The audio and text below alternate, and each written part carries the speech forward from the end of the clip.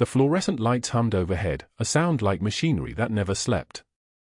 Katie Rodriguez moved through the corridors of Sacred Heart Medical Clinic in Raleigh with a kind of quiet efficiency that made her invisible to people who mattered. She didn't move fast. She didn't move slow. She moved like someone who'd learned decades ago that attention was a liability.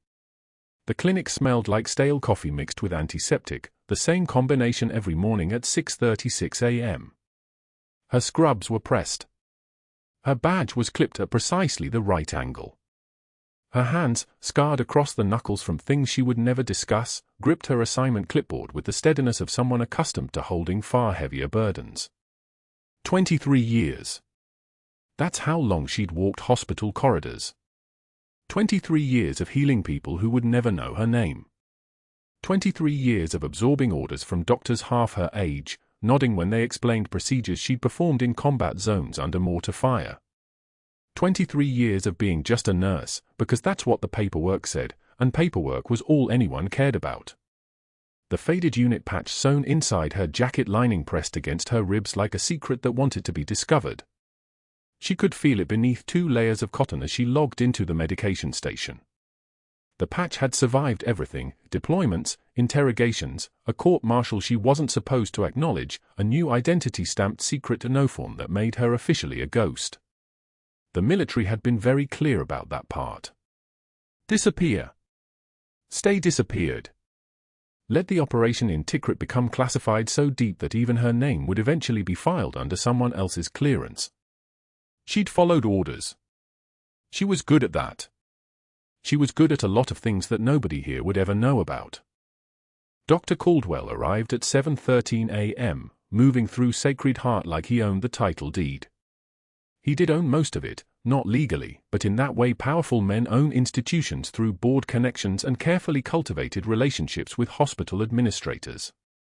His tailored blazer probably cost more than Katie's monthly mortgage. His watch gleamed under the fluorescent lights like a small declaration of victory. He moved through the clinic with the absolute certainty of someone who'd never been told no, not once in any way that stuck. He was handsome in a way that made people trust him. That was the dangerous part. His face had the kind of symmetry that medicine schools advertised. His voice carried the weight of Ivy League credentials. When he walked into a room, people straightened their posture. When he dismissed someone, they apologized for taking up space. Katie watched him without watching, a skill that required practice. She catalogued the way his eyes swept past the nursing staff without registering them as people. She observed how the residents scattered from his path like schools of fish sensing a predator. She noted that he'd rearranged the trauma bay overnight, moved the crash cart 3 feet to the left, requiring everyone to relearn muscle memory that had taken weeks to build. Small moves. The kind of micromanagement that suggested control was more important than efficiency. Morning rounds, he announced to nobody in particular, as if the words themselves were a summoning spell. The junior doctors materialized like they'd been waiting in a portal. Katie continued updating patient charts, her presence so unremarkable that Dr. Caldwell's gaze passed through her twice without landing. This was fine. This was safe. This was exactly how she'd survived the last 5 years. The beach call came in at 8:22 a.m., crackling through the clinic intercom with the kind of urgency that made everyone's shoulders tense. A swimmer had gone under near Raleigh's northern coast. Pulled from the water by lifeguards. Unresponsive. ETA to Sacred Heart, for minutes. Prepare Trauma Bay 1, Dr. Caldwell commanded, his voice shifting into the clinical precision that made him competent regardless of everything else. I want full imaging. Set up for possible internal bleeding. We don't know what we're getting yet. Katie was already moving, already assembling the equipment before his words finished landing. Oxygen monitor. Defibrillator pads. 2 large-bore 4s. The crash cart that he'd rearranged now put everything exactly where her hands needed it to be. She realized this was intentional, that even his worst impulses contained flashes of the surgeon he'd once been before administration and politics had reshaped him into something else. The ambulance arrived 2 minutes early. The stretcher rolled through the trauma bay entrance with the controlled urgency of paramedics who'd done this 1,000 times. The patient was male, 50s, seawater still dripping from his hair. His skin had that particular shade of blue that meant oxygen deprivation. His chest rose and fell at the wrong intervals, the ventilator doing the work his body couldn't do anymore. Katie moved to position him, checking the 4 lines, checking the monitor leads, her hands finding their marks before anyone asked. This was muscle memory, the only kind that mattered. 23 years of practice didn't disappear just because you'd been told to disappear. And then she looked at his face. General Marcus Webb. 4-star general. The man who'd sat across from her in that classified hearing room in Tikrit 5 years ago and read the charges that would erase her from military records. Disobeying direct orders. Insubordination under fire. Operating outside the scope of Special Forces authorization. The charges had been perfectly designed to stick without requiring her to actually testify about what happened. She couldn't talk about it because it was classified. The operation didn't exist. Neither did she, not anymore. He'd court-martialed her himself. She'd stood there in dress uniform, hand over heart, while a 4-star general pronounced judgment on her career, her security clearance, her entire identity. She'd been quietly discharged, her records sealed, her unit scrubbed from any official database. The Army had issued her a civilian social security number and a civilian name and a civilian life, and she'd accepted it the way she accepted everything, with one measured breath and absolute silence. Dr. Caldwell was already assigning roles. Get him on the monitor. Full workup. I want labs now. Type and cross-match for transfusion protocol. Katie's hands continued moving, operating on the programming installed by 14 years of active duty. Her heart rate remained steady. Her breathing remained even. Her face remained the careful blank slate she perfected when you learned that every expression could be used against you. The man who destroyed her career was drowning in his own saltwater lungs, and Katie Rodriguez was the only person in the trauma bay who understood exactly what needed to happen next. The water displacement in his chest cavity would be catastrophic. The internal bleeding was already beginning. By the time Dr. Caldwell finished writing orders, this man would be dead. She'd saved worse. She'd saved impossible. But she'd never saved someone who'd specifically tried to make sure she could never save anyone again. The room fell so quiet you could hear the ventilator's mechanical breath. The monitor beeped once. Twice. Then it began accelerating toward the kind of rhythm that meant cardiac arrest was for minutes away. The monitor's rhythm stuttered once, twice, then locked into a desperate climb. 84. 87. 92. Katie's hands moved across General Webb's chest with the precision of someone who'd done this 1,000 times because she had, not in this sterile climate-controlled emergency bay, but under mortar fire in the streets of Tikrit, dirt in her teeth, blood on her knuckles, the weight of her entire unit depending on her next breath. She didn't hesitate. She didn't ask permission. She simply moved, her voice dropping into a register that made everyone in the room straighten. 2 milligrams push. Now. Dr. Caldwell stood frozen 3 feet away, his mouth half open, watching a nurse redirect his entire resuscitation like she owned the room. The attending resident, fresh out of fellowship, still deferential to the hierarchy, administered the drug without question. That was the problem. That was always the problem. Katie's calm authority didn't ask. It commanded. And commands revealed things that men like Caldwell needed to keep buried. She called out vital signs with the tonality of an officer briefing a combat operations center. Heart rate climbing. 60 seconds on compressions. His pupils are reactive. Get me a 7.0 endotracheal tube, we're doing RSI in 30 seconds. The words fell from her mouth like military precision wrapped in nurse scrubs, and every person in that trauma bay heard the difference between someone following protocol and someone who could rewrite it mid-crisis. Dr. Caldwell's jaw tightened. His eyes narrowed. He watched Katie's hands work Webb's chest with movements that looked choreographed, economical, lethal. She was managing his patient. More than that, she was implicitly correcting the attending's initial placement of the central line, adjusting the fluid infusion rate without speaking, positioning the defibrillator pads with the muscle memory of someone who'd done this in conditions that made a trauma bay look like a five-star hotel. The monitor hit 100. Normal sinus rhythm flickered across the screen like a miracle. Webb's oxygen saturation climbed. His pupils constricted. His color shifted from the dusky blue of exsanguination toward something approximating human. His back, Katie said quietly, and stepped back from the bed. The room exhaled. Nurses began charting. The attending started post-resuscitation protocols. Dr. Caldwell stood very still, his hands clenched at his sides, staring at Katie as she peeled off her gloves with the kind of finality that suggested she'd just won something he couldn't afford to lose. That was when the overhead page crackled. Katie the cleaning lady to exam 3. Katie the cleaning lady, exam 3. The waiting room erupted. Nurses dissolved into laughter, the kind of laughter that has teeth, that is powered by relief and schadenfreude in equal measure. Someone had recorded that page. Someone had thought it was funny enough to broadcast. Katie's jaw tightened for exactly one breath, but her face remained perfectly still. She did not flinch. She did not redden.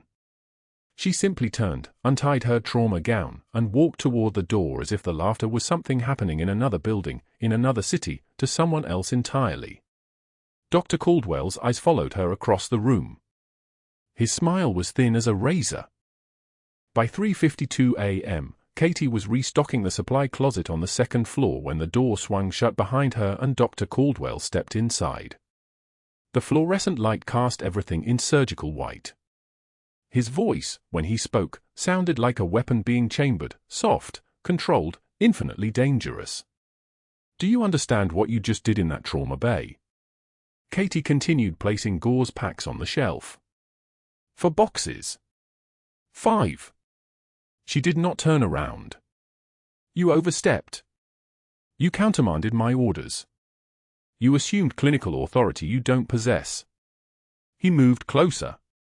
She could hear the fabric of his coat shifting. "That ends now. You are to have zero contact with General Webb. Zero. If I find out you've approached that patient, if you've even spoken to him, I will personally file a complaint with the State Nursing Board for practicing medicine without a license. Unauthorized procedures. Patient endangerment. I have documentation. I have witnesses. Do you understand me?" Katie placed the final gauze box on the shelf. Then she turned to face him. Her eyes were the color of a winter sky, pale, distant, completely unreachable. When she spoke, her voice was so quiet he had to lean closer to hear it. "I saved his life. That's what I understand. You practiced outside your scope. That is what happened." His voice dropped even lower. "And I will dismantle you for it. Financially. Professionally. I will make certain that no hospital system in North Carolina touches you again. Nursing is over for you, Rodriguez. So I suggest you start updating your resume." She did not break eye contact. She did not argue. She simply let him see her, really see her, for exactly 3 seconds. Then she said, "You can change my title, but you can't change what I know how to do." She walked past him and out of the supply closet. The shift change came at 4:13 a.m., when the night nurses gathered in a parking lot under lights that turned everything corpse gray. Katie was heading to her car when Dr. Caldwell emerged from the building, flanked by 3 day-shift nurses who had been summoned for a meeting. He spotted Katie and changed trajectory, walking directly toward her as if he'd been waiting for exactly this moment. "Everyone," he said, his voice clear and cutting. "I wanted you to understand the staffing changes effective immediately. Ms. Rodriguez has been reassigned from nursing duties to environmental services, effective with this shift." He paused. The night air was still. The parking lot lights hummed like insects. "She will be handling janitorial responsibilities, cleaning, waste management, facility maintenance. I'm confident she'll find the work suitable to her skill set." The nurses stood motionless. One of them, Sarah, who Katie had trained 3 years ago, looked at the ground. Katie's breathing remained steady. 1 measured breath. 2. Her hands hung at her sides. A single tear escaped her left eye, and she raised her hand with the unhurried precision of someone reaching for a surgical instrument, wiping it away without breaking her gaze from Dr. Caldwell's face. "I'll work janitorial," she said quietly. "I'll clean your floors. I'll stock your supplies. I'll do whatever you assign. But understand this, there's nothing you can demote me from that changes what I've already done. You can strip the title. You can't strip the skill. You can't erase the fact that I just brought a 4-star general back from cardiac arrest while you were standing there freezing." Dr. Caldwell's face flushed. His mouth opened to respond, but Katie had already turned toward her car. She walked with her spine straight, her movements efficient, her head level. She did not look back. She did not hurry.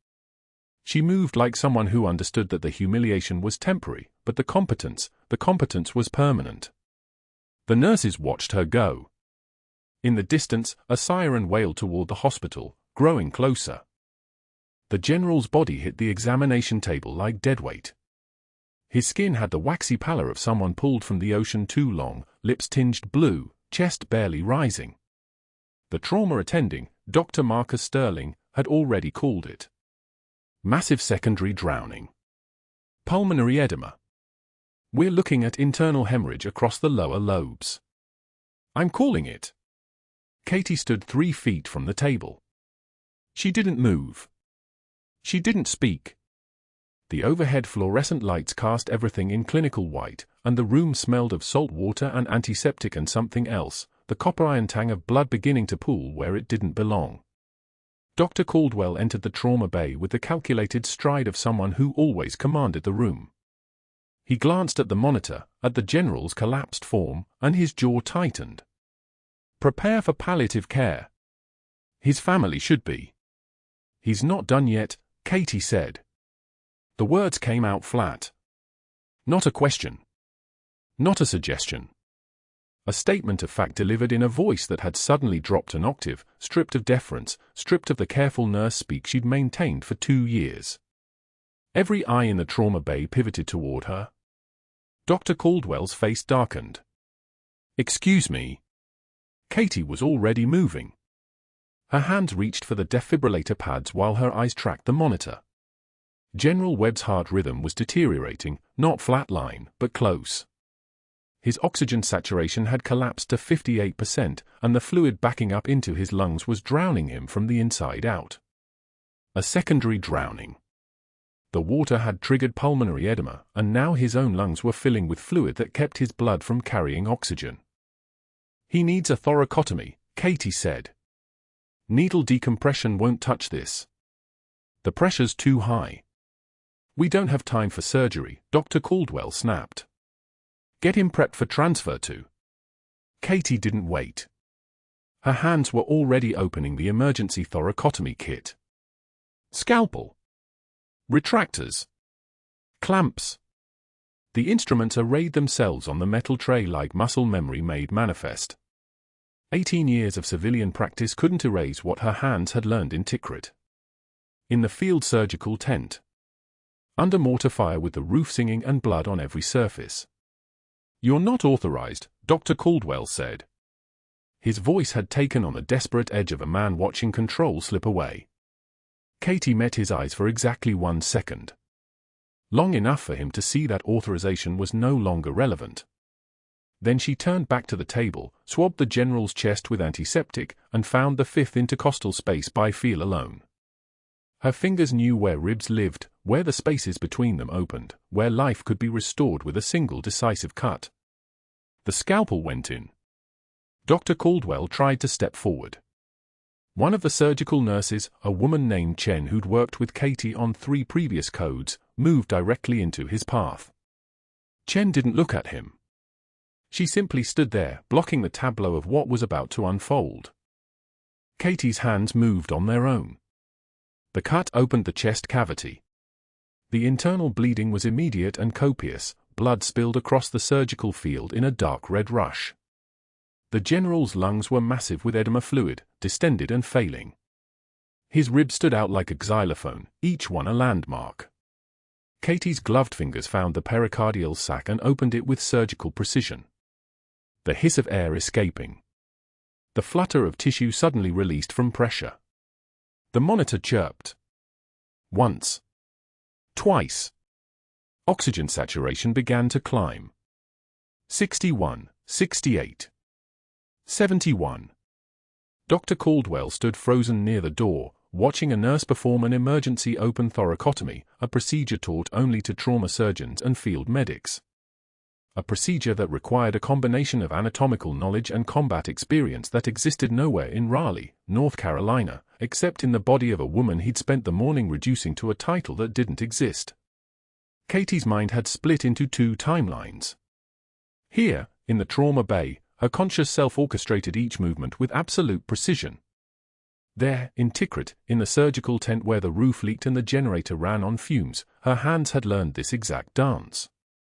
A captain named Morrison had been shattered by shrapnel, internal bleeding that would have killed him in minutes. Katie had opened his chest on a metal table surrounded by sand and fire, and her hands had found what needed to be found. Now her hands found it again. She located the source of the hemorrhage, a pulmonary artery laceration bleeding into the left pleural space. The general's own water-damaged lungs had torn against the pressure. Katie clamped it. Controlled the bleed. Stabilized the vessel. Oxygen saturation at 75. 79, 82. The room had gone completely silent. No one moved except Katie. No one breathed except in shallow, measured intervals. Even Dr. Caldwell had stopped trying to intervene. He simply stood there, watching his authority evaporate in real time. Katie's eyes flickered to the monitor. To the numbers climbing toward normal.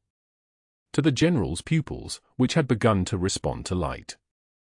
The thorax was opening now like a dark flower, and the blood was pooling less, flowing less, the hemorrhage finally under something resembling control. Suction, Katie said. Her voice was a command, not a request. A resident moved immediately. The surgical nurse, Chen, anticipated the next step. Retractor placement. Vessel ligation. The procedural choreography of someone who'd trained in exactly this scenario, though that training had been classified for reasons that now seemed laughably irrelevant. Oxygen saturation climbed past 85. 87, 89. The general's heart rhythm steadied into something approximating a sinus rhythm. His blood pressure, which had been catastrophically low, began to register on the monitor. 74/42. Not good, but viable. Survivable. Dr. Caldwell turned and walked out of the trauma bay. No one watched him go. Katie continued working for another 8 minutes. Securing the repair. Ensuring the sutures would hold. Controlling the internal bleeding until the surgical team could take over and finish what she'd started. Her hands moved with the terrifying fluid precision of someone who'd done this before, under worse conditions, with fewer resources and higher stakes. By the time she stepped back from the table, General Marcus Webb had a heartbeat that registered on every monitor in the bay. His oxygen saturation had stabilized at 92%, not perfect, but miles ahead of the 58 where it had started. He was alive because his lungs were now accepting oxygen. He was breathing because Katie had opened his chest and relieved the pressure that was killing him. One of the younger residents stared at Katie with an expression somewhere between awe and confusion. "How did you or where did you learn?" "Someone hand me the suction," Katie said quietly. The OR team arrived 90 seconds later. They took over seamlessly, and Katie stepped back, her gloved hand still dripping with the general's blood. The surgical resident who'd been paralyzed by shock began issuing orders to the team. Surgery. Intensive care. Trauma consult. All the standard protocols for someone who'd just survived an open thoracotomy performed by a registered nurse in a trauma bay. Dr. Caldwell was in his office when Katie passed the surgical supply room. Through the small window in the door, she could see him on the phone. His face was flushed. His free hand was clenched into a fist. He was calling someone. Someone important. Someone with the kind of authority that could undo what had just happened. Katie knew exactly who he was calling. And why. But that wasn't the worst part. The worst part was that she didn't care anymore. The woman who'd spent 2 years keeping her head down, absorbing humiliation, staying invisible, that woman had died on the surgical table alongside General Webb's dying body. What had walked back out of that trauma bay was something else entirely. Someone who'd remembered, in the space of 8 minutes, exactly who she was. What she was capable of. The price she'd paid to become invisible. And the fact that invisibility, it turned out, was a choice she could revoke at any moment. The faded Special Forces unit patch sewn inside her jacket lining felt like it was burning against her ribs. Dr. Caldwell's first move came before Katie cleared the trauma bay. He stood at the nurse's station, his fingers drumming against the counter with the rhythm of someone who'd already rehearsed this conversation in his mind. 2 phone calls. That's all it took. The night shift supervisor heard her reassignment before Katie did. Both nurses who'd handed her instruments during the thoracotomy pulled from day shift, their schedules rewritten into the graveyard rotation effective immediately. Petty. Calculated. A message. The patient log was next. Katie had documented everything: time, vitals, procedure steps, her interventions. Standard protocol. By the time she finished her charting, Dr. Caldwell's access had already been used to redact her name from General Webb's entire record. Not deleted. Redacted. A black line through every instant she appeared. It was the kind of erasure that felt like a second one, like being disappeared twice in 5 years. Then came the phone call. Katie heard about it from a billing clerk who'd overheard him in his office, Dr. Caldwell on the line with someone at the state medical board, his voice low and measured as he filed a formal complaint. Practicing outside scope of practice. Unauthorized procedure. Endangering patient safety. Each accusation was technically true if you read it without context, the way lies often are. The board would open an investigation. There would be paperwork. There would be time. Katie kept working. Her hands remained steady. She retrieved supplies, documented patient vitals, moved through the corridors of Sacred Heart as if the ground beneath her wasn't dissolving. One measured breath after another. That was how you survived humiliation, you let it pass through you like weather. At 4:08 p.m., Dr. Caldwell's office manager appeared at the nurse's station and handed Katie an envelope. No words. Just a manila packet and a look that suggested Katie should understand what came next. Her keycard had been deactivated. She discovered this when she tried to punch out through the employee exit and the electronic lock didn't release. The card reader beeped red. Error. Invalid credentials. Dr. Caldwell was waiting in his office when security escorted her upstairs. His desk was clean, organized, the kind of space that belonged to a man who kept his emotional distance from everything. He sat with his hands folded, his expression arranged into something that resembled regret but felt like victory. The unauthorized thoracotomy puts the hospital in a precarious position, he said. His voice was calm, the way a judge's voice is calm. I've documented everything. The board will need a statement from you, but frankly, your employment here is untenable. It wasn't a request. It was a command. Katie set her badge on his desk. She didn't set it down gently. She didn't set it down hard. She simply set it there and watched it land. The badge clattered against the mahogany, a sound like period at the end of a sentence. You're fired, effective immediately. Security will escort you to your locker. She cleared it in under 3 minutes. The locker door swung open to reveal the ordinary things that made up her ordinary life: a change of shoes, a patient education pamphlet she'd been meaning to file, a half-empty bottle of hand sanitizer. At the bottom, beneath a stack of old charge sheets, was the jacket. Black wool, worn thin at the elbows, the kind of jacket that looked like it belonged to a nurse who'd been working double shifts for a decade. She pulled it on. The faded unit patch was sewn into the lining at her ribs, so small that nobody would see it unless they were looking. Invisible as she was invisible. A secret sewn-in thread the color of old blood. Her hands shook only once, when she was putting the jacket on, and she stilled them by pressing her palms flat against the locker door. Soldiers don't cry. The thought came automatically, like muscle memory. She breathed until her hands stopped shaking, then turned and walked out with the locker still hanging open, the debris of her life scattered on its shelves. The rain hit the pavement in sheets. Katie sat on a bass bench 6 blocks from Sacred Heart, her cardboard box of belongings balanced on her lap. The box contained almost nothing: her old phone charger, a thank you card from a patient's family, a protein bar she'd forgotten was in her locker. The rain soaked through the cardboard, and she didn't move. Water ran down her face and she didn't wipe it away. 3 emergency room chairs, a pulse oximeter, an EKG lead, she'd saved lives on that floor. She'd touched the interior of a human chest and felt it still. She'd brought a man back from the edge of nothing, and he would wake up tomorrow and she wouldn't be there. Nobody would tell him she'd done it. Her phone buzzed. A text from the hospital's legal department. 2 attachments. She opened them on her cracked screen. Termination paperwork. Cease and desist letter. Do not contact patients. Do not speak about this incident. Do not return to hospital property. 31 pages of language designed to make her disappear again, only this time officially.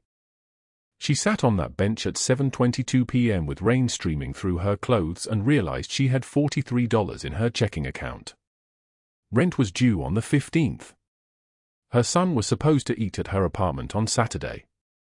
There was a text from her mother that she hadn't answered in 4 days. The rain drummed against her shoulders like fists. Back at Sacred Heart, in his office, Dr. Caldwell was pouring himself a bourbon that cost more than Katie's monthly car insurance. He set the glass down on his desk and smiled. He'd eliminated the threat. The loose thread had been snipped. Everything would return to normal, his authority unquestioned, his position secure, his protocols respected because they came from someone the hospital board valued. Someone who knew how to keep problems from becoming public relations disasters. Katie pressed her hand against her ribs. The jacket lining felt warm, or maybe her skin was just very cold. The unit patch was there, where it always was, a rectangle of faded fabric no larger than a postage stamp. Sewn into the seam so carefully that you could only feel it if you were searching for it.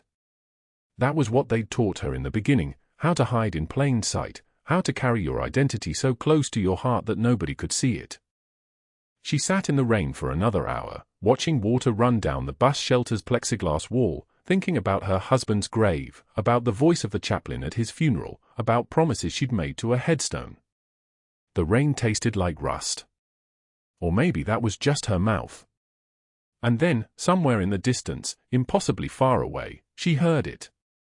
The sound of helicopter rotors cutting through the night sky, moving closer.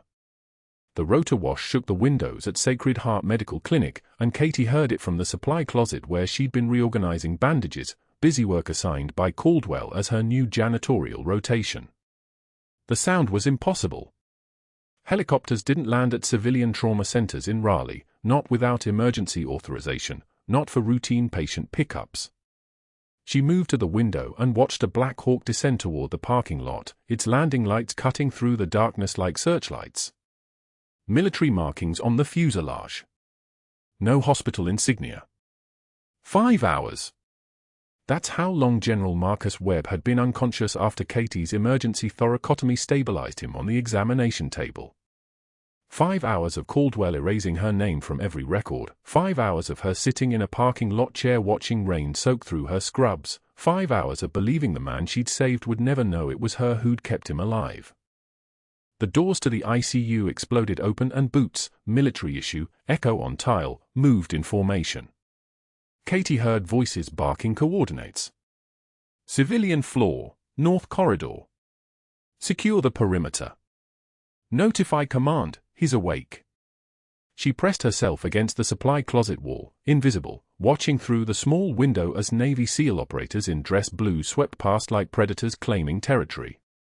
The lead officer, a commander with silver dolphins pinned to his chest and the kind of presence that made the air pressure change, moved straight toward Webb's room. Then her phone rang. Unknown number. Her hands were steady as she answered. Major Rodriguez. The voice was commanding, accustomed to being obeyed. This is Captain James Holloway, JSOC Special Operations Command.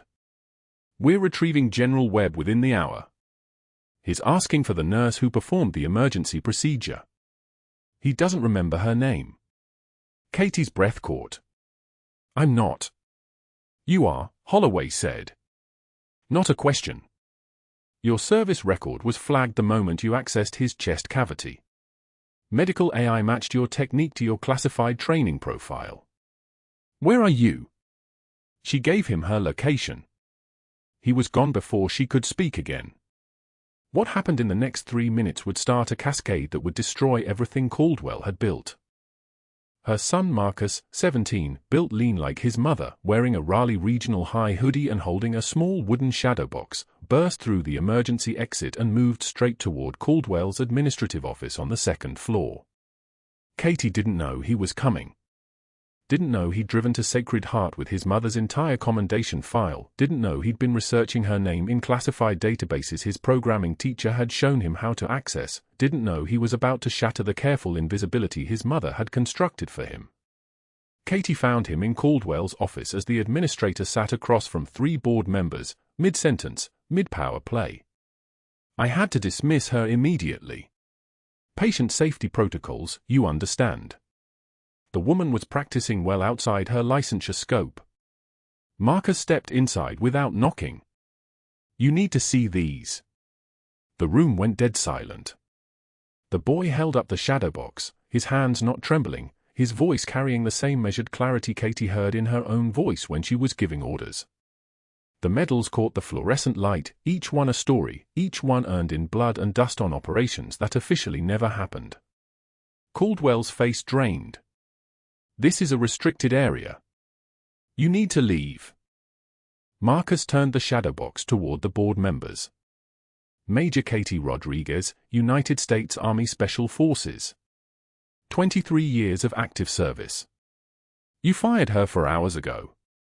Captain Holloway appeared in the doorway behind Marcus, still in dress blues, silver dolphins gleaming. His eyes locked on the shadow box and he moved forward with the fluid precision of a trained operator. He took it from Marcus's hands with the reverence of a man who understood exactly what he was holding. His voice dropped an octave. Silver star for combat action in Tikrit. He paused, letting the word settle. Bronze star with Valor. Another pause. His eyes never left Caldwell. 2 purple hearts. The room was suffocating under the weight of that silence. An intelligence community commendation for Operation Sand Viper. Caldwell stood. I have no idea what you're talking about. If that woman has credentials, she should have provided them during. General Webb appeared in the doorway, moving against doctor's orders, still hooked to a portable full line. His chest was bandaged. His eyes were clear. He locked onto Katie's face from across the crowded office and didn't look away. That woman, Webb said, saved my life with a combat knife she apparently carries in her pocket, using a field thoracotomy procedure she learned in a classified operation I was ordered to bury. Stand down, Dr. Caldwell. It wasn't a request. It was a command. Caldwell's voice cracked. Sir, I don't understand. She assaulted my authority, she violated patient protocol. The court-martial was classified cover. Webb's voice was granite. 5 years ago, you were one of 3 officers ordered to disappear Katie Rodriguez after she stopped a 3-star general from selling intelligence to hostile operatives. The entire court-martial was theater. You buried her record because the investigation had to be protected. She was never dishonored, Dr. Caldwell. She was disappeared because she was right and a senior officer was wrong. Caldwell stepped backward, his face flushing red. This is a national security breach. You can't discuss classified. An FBI agent stepped forward, badge held high. His partner flanked the door. Dr. Marcus Caldwell, I'm Special Agent Reeves, Federal Bureau of Investigation. We're placing you under arrest for falsifying patient medical records, accepting pharmaceutical kickbacks totaling $237,000, and fraudulent billing that cost Sacred Heart System $4.8 million over 6 years. You have the right to remain silent." Caldwell lunged toward his desk, toward a drawer, toward something, and Holloway moved like a reflex, blocking him without violence, just presence, just the kind of casual authority that comes from having made life-and-death decisions in foreign territories. Caldwell froze. The agent handcuffed him with a sound like closing a tomb. His head dropped as he was led past the board members, past his own administrative assistant, past every staff member who'd gathered in the hallway to watch. His mouth opened and closed. No words came. Katie stood perfectly still. Her son was beside her. Her general was watching her from the doorway with the expression of a man who'd just realized he was alive because a woman he'd tried to bury had saved him anyway. "Welcome back, Major," Webb said quietly. 6 months later, Katie stood in her new office at the Raleigh Veterans Administration Hospital, a title on the door that read Chief of Trauma Operations, and watched across the parking lot where Dr. Caldwell sat at a folding table beneath a hand-painted sign that read Premier Insurance Solutions. His name tag read Steve. When customers approached, he flinched. When they asked about his credentials, his jaw clenched. The woman who'd been his administrative assistant had stopped by Katie's office last week to mention she'd seen him there 3 times, always with fewer customers, always sitting alone between appointments. But Katie wasn't watching Caldwell. She was watching the soldiers filling the hospital lobby below, 75 operators from her old Special Forces unit, A Squadron 3rd Battalion, their uniforms pressed, their bearing perfect, their presence a collective statement of restoration. They were here for her official reinstatement ceremony, but more than that, they were here to draw attention to the others, soldiers like Katie who'd been erased, buried, disappeared into civilian lives because someone had ordered them to vanish. She pulled on her white coat over her scrubs and moved toward the elevator. Her stethoscope hung around her neck, a weight that had never stopped feeling like home. The first soldier she passed, a staff sergeant with 3 combat deployments and a scar that split his left eyebrow, saluted her. Not a formal gesture. A brother in arms acknowledging a warrior. Katie returned it, an echo of a life she'd buried, now resurrected. When she walked into the lobby, the room shifted. 75 voices rose in unison, Major Rodriguez. Not a shout. A ritual. A reclamation. Boots on tile. 1, 2, 3, 4. The same rhythm that had carried her through Tikrit, through operations she couldn't name, through the impossible moment when she'd looked down at the face of the man who'd court-martialed her and realized his heartbeat depended on her hands. Marcus was there too, watching his mother from the edge of the formation, finally understanding why she'd chosen silence, why she'd worn her humiliation like armor, why the trembling hadn't been fear, it had been restraint. The ability to hold yourself intact when the world demands you shatter. An elderly woman approached Katie, the hospital director, decorated herself, military bearing, the kind of woman who understood exactly what happened in classified operations and what it cost to survive them. "Major, we'd like you to lead our new veteran trauma unit. Full autonomy. Full resources. And we're establishing a scholarship fund in your name for military children who want to study medicine." Katie nodded. She thought of her son. She thought of the soldiers filling the lobby. She thought of the countless others still hiding, still waiting for someone to look them in the eye and say, "Your sacrifice was real, your service matters, you don't have to disappear anymore." "I'll do it," Katie said. "On one condition." "Name it." "I stay in scrubs. I still see patients. I still work the trauma bay." The director smiled. "I wouldn't have it any other way, Major." Katie walked back upstairs to the trauma floor, her son following, and sat down at the first patient's bedside, a young soldier with a compound fracture and a 1,000-yard stare that meant he'd seen things that didn't fit in civilian hospitals. She took his vitals with the same steady hands that had once held a knife to a 4-star general's chest. "Heroes walk among us. Sometimes they're selling insurance in parking lots, losing everything. Sometimes they're sitting in scrubs at 11:22 p.m. on a Tuesday night, listening to a kid tell her about the worst 30 seconds of his deployment, making him understand that survival isn't failure and that coming home alive is its own kind of victory.